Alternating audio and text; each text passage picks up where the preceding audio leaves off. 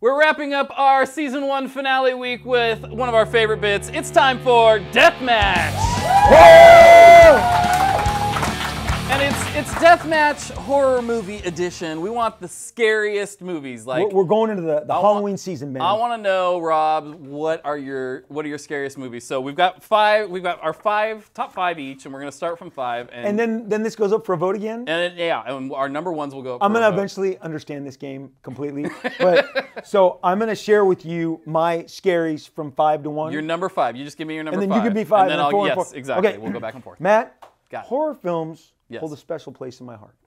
They're different than science fiction and fantasy films because they give you this. They really they scare you. Yes. And they kind of follow you home. Yes. And they haunt you.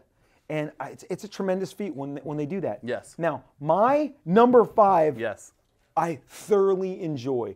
I've been a little jumpy with this character, but he's never truly scared me. Okay. But he's an awesome he. It's a he, but there's a lot of he's. That's okay.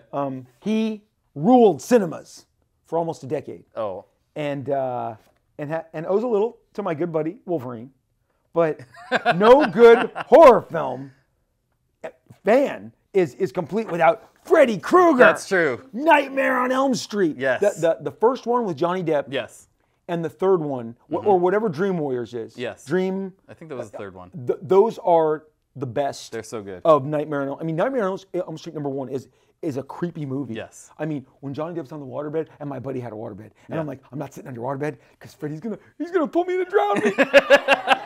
So great. Well, and that was before, like, Freddy got a little cartoony toward the end there. You know, they a lot of jokes. But people forget because of that. They forget he was genuinely Yes. terrifying. And he's burned because they suspected him of molesting the kids in the town. And they burned him. And they burned him alive, and so he's come back to hurt everybody on Elm Street, right? Yes. Okay, so Freddy is my 5. Okay, so Nightmare on Elm Street, excellent. Scary and funny. Okay, my number 5 is this turned into a franchise of different sort of genres, all in the space kind of thing, but Alien. Oh, the Cinnabite? What are they called? The Cinnabuns? Oh, there's something. Metamorph, right? Xenomorph. Xenomorph. That's Xenomorph. it. I said Cinnabite. Cinnabun? The Cinnabun? Matt. The Xenomorph. That's it. Okay.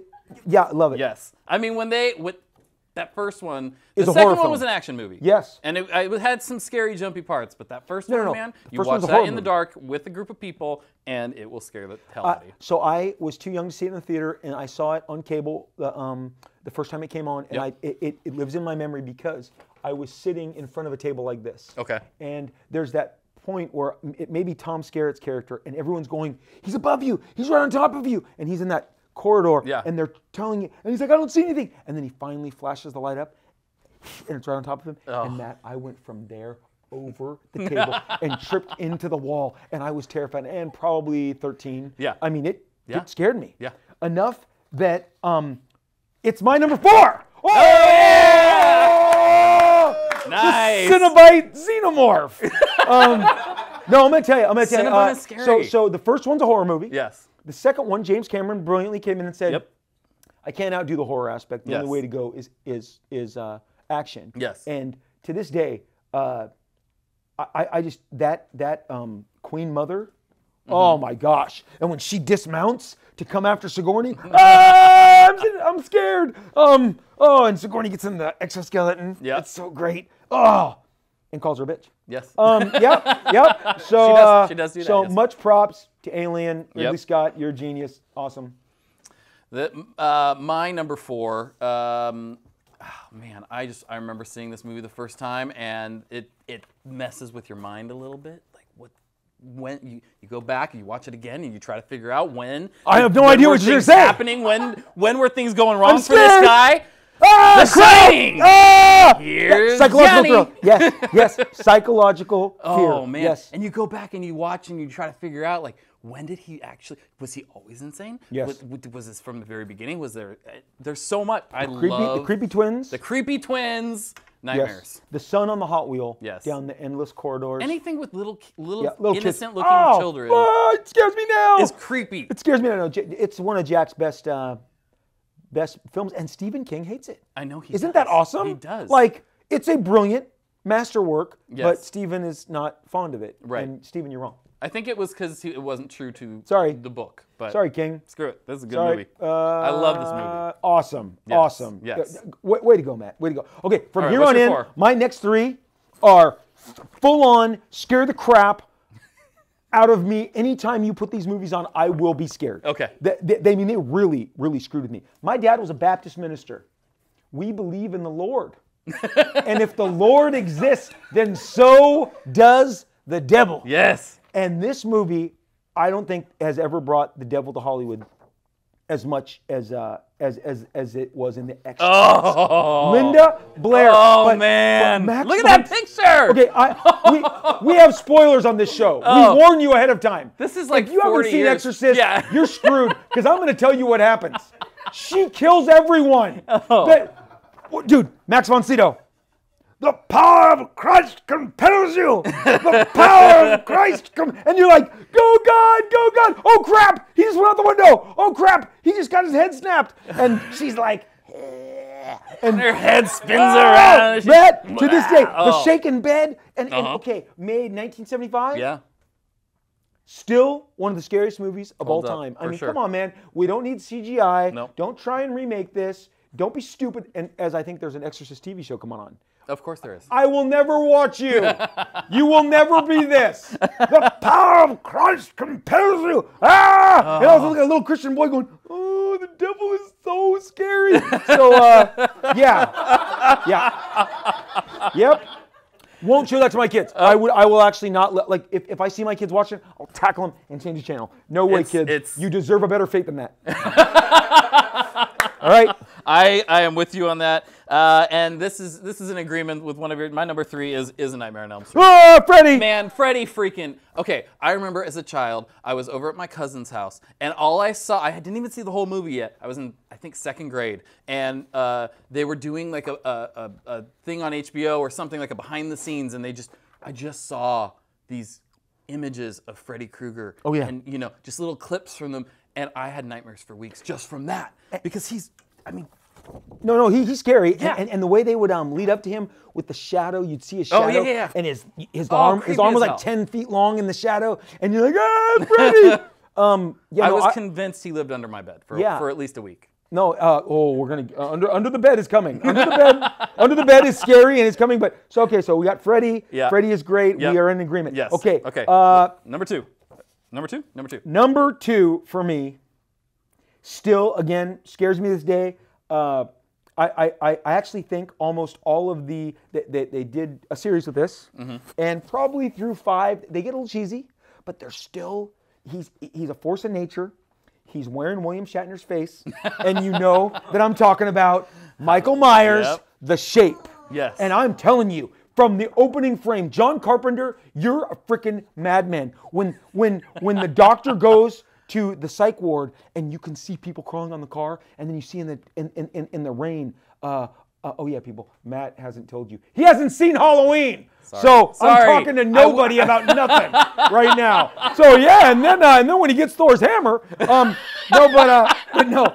this is terrifying, and it plays on your mind and jumps and scares. And Jamie Lee Curtis, I'm telling you, if you can scare me in broad daylight, as this movie does often, when Jamie Lee Curtis is walking home from school, I am terrified. There's a scene where he kind of sticks out of the bushes, and then they play with you and then they're still approaching the bushes. You're like, don't jump out of the bushes. And then all I gotta say for Halloween, for me, is clotheslines. When you see the movie, there's a scene that involves the clotheslines, and to this day, in the second story of my house, when I look out of any window, I go, is he there? Michael Myers, terrifying. And one thing about Halloween, the most chilling score that I must do for you now.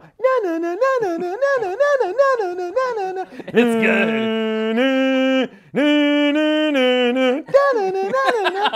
I mean, a great theme. Great theme. Good. Halloween, Michael Myers, you rule. All right, I promise to, in October, before we come back, I will watch Halloween. Please, watch one. I will wait until Stacy is out of town or something because it feeds your Star Trek. That's William Shatner. I know, it's William Shatner's face. Yes. Mask, whatever. They just painted it, right? Come on. Yeah. Beam me up. All right.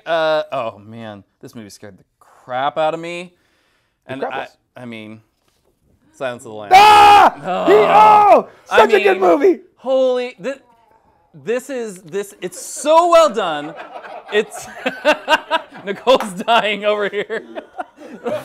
This is such a good movie. It's so well written. It's so well acted. It's so well done. But it also, I mean, it is just terrifying. No. When Jodie Foster is in that house at the end, and she's trying to find Buffalo Bill and the whole. It rubs the lotion on it. Oh, it rubs the lotion on it.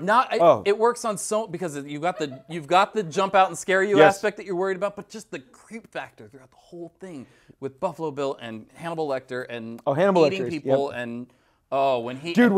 Yeah.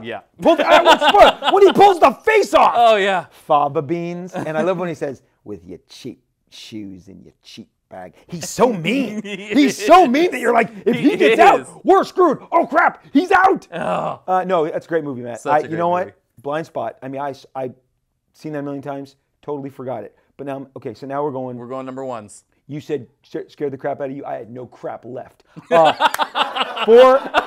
So 1983, if I'm correct. Okay. This came out like end of June. It was over the 4th of July weekend. We were at a barbecue. My older sister, we were with a family that we matched up. My sister and the older brother were the same age and they were friends. And then me and Kenneth were the same age. And we convinced our parents to let us go that night to see this movie. Okay. And Matt, I was probably in the 4th, 5th row, but it wasn't so bad because the screen was tiny. Yeah. And there are multiple times in this movie that I screamed like a girl. And when I mean scream like a girl, I went, ah! Ah! Like, also, I was 14 and my masculinity was gone. People talk about clowns. There is no scarier clown than the clown under the bed in Poltergeist. Oh my gosh! And Toby Hooper, when the kid wakes up, and all through the movie, they've shown you the clown. And the clown is always in frame, always in frame. And then they're like, he wakes up and the clown's not there. And that's when, I mean, I gripped up. Whoa! And they do I'm looking under the bed. And when the kid, who was a goofy looking kid, I mean, he's almost there to distract you, like to make you feel better because he was so goofy. And he reaches up and they're in frame. Ah, stop! No, he's right behind him! He's right behind him! Ah! This is scarier than it. Yes. Poltergeist. And also, the tree, I had a bunk bed, I slept on the top. That's going to give me nightmares. And the tree outside of my window was the exact tree in Poltergeist. So when I got home, I was like, is that tree going to reach in and grab me? Is that tree? And then I'm like, dear God, you've already saved me from the Exorcist. Please save me from the Poltergeist. This is my number one. That's a good one. You forgot about Silence of the Lambs. I forgot about Poltergeist. Oh. Yeah. Not the remake. No, not the I never even saw the remake. Yeah. I didn't, yeah. And like 3 people died associated with that movie. That movie cursed people. That little girl died, and other people died. I'm going to look them all. They all died. Well, Truth! Okay. The little girl died. So I too grew up in a Christian household. I too grew up as a good Borat said, Christian we Christian. We Christian. I was not allowed to watch a lot of these movies. I had to sneak away to watch because this was not happening in my house. And because of that, I didn't actually see this movie until I was an adult. Oh, neat. And it still scared the hell out of me. It's a scary movie. And you've already mentioned it, but The Exorcist. Ah! I mean, I didn't see this movie until I was in my 20s, and it's terrifying. I thought, I'm an adult, it'll be fine. I'm usually really good with scary movies. We went and saw The Blair Witch, which we'll talk about later. But I was sphinctered. Yes. And it just doesn't. But this, and we had the lights on. It was still scary. And Matt, and that's, you know what? They built up the characters and the struggle and the agony. And again, when they first go, I mean, her crying for her mom, and then the voices come out. I mean, it was so masterfully built. Yes. Put together in a way that was designed to scare you. So these are all classic horror, scary films that, I mean, what's the most recent film that we shared? Is it Silence of the Lambs? Probably. I mean, I think come so. on. You'll notice we didn't have any of those cheesy Saw. Right. I am Saw. Climb over glass and have sex with those women and put needles in your ass. That's not horror to me. That's slasher. Like there's slasher stuff. Yeah. And look, I love Scream. Those are fun movies. But that's like the whole the slasher genre didn't do it for me as much. No. These are classics. I think it's apropos. But I think there is a modern classic, which we're going to discuss in our next segment. Yes. Which is the old Blair Witch and the new Blair Witch. Yep. But Halloween and scary movies are awesome. Yes. I love them. I love them. I'll keep seeing them. And or just watch them. Watch these old classics keep watching again them. and again. Kids, don't see the new stuff. Don't see the Poltergeist. Don't see the remake. See the real Poltergeist. Yeah. And don't watch the Exorcist TV show. I hope I don't have any friends on that show. And if you're a kid, don't watch that The show. Exorcist. It's just, oh. Yes, watch The Exorcist. Wait till you're older. Yeah. It's scary. Okay, so that's it for Deathmatch. You can vote online between The Exorcist and Poltergeist. Oh, I'm going to lose. Crap! I won on DC. You did win I have one victory. Give me another one, people. Give me another one. The clown. The Poltergeist clown. So we'll have that up on Twitter today. You can go on and vote and let us know what you think's scarier, the Poltergeist or The Exorcist. It's one of the two. So check that out at Nerdy Pop Show on Twitter and Instagram. And Caroline. Caroline. Cross out. Yeah, it's great. All right, thanks for tuning in. And actually, that's it for season 1 of Nerdy Pop. We'll be back in a few weeks. We're going to have a few things going on in the meantime, but as for our regular show, we're taking about a month and a half off. We'll be back at the end of October. Thank you for tuning in. We love all of you, our audience, our friends, our fans who are watching. This has been a really fun thing, and we will see you soon. All right? Boo! See ya! Woo!